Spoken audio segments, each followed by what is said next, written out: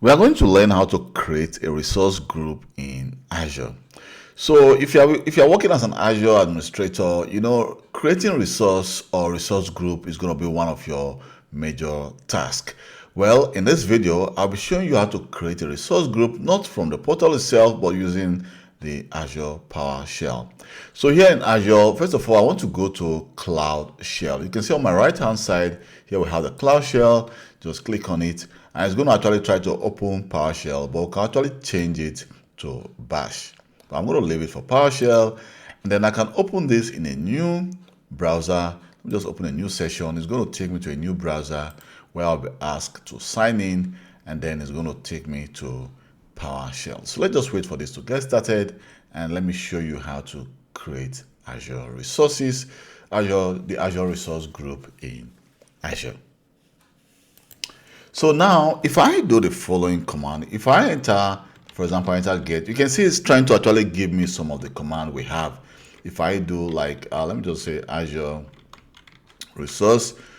You see, if I enter the tab key, it's going to tell me all the different, for example, I still have the Azure AZRES. You can see we have different. So I need to actually be specific.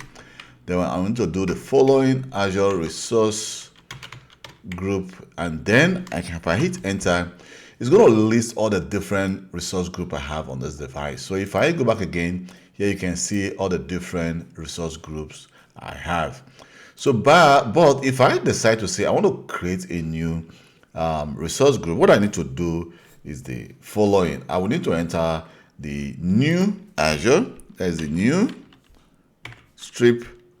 You can see we have the Azure resource group, and then the name I'm going to give this, let me just call this test 005.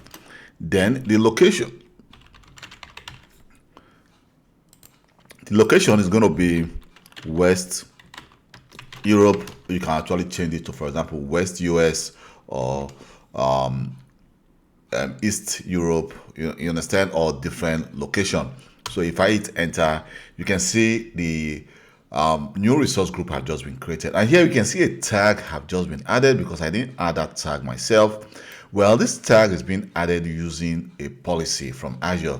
So I created a policy in Azure which states that every single resource group that is being created or resources, a tag should be added which is called the name Kelv Global, and the value of that tag is going to be ICT001.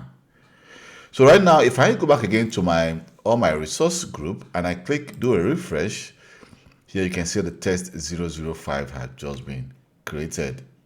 But at the same time, I can decide to say, well, I don't need that group anymore. I can just do a remove Azure resource group, and then the name, we can do a test 005. Well, we can decide to actually force it as well.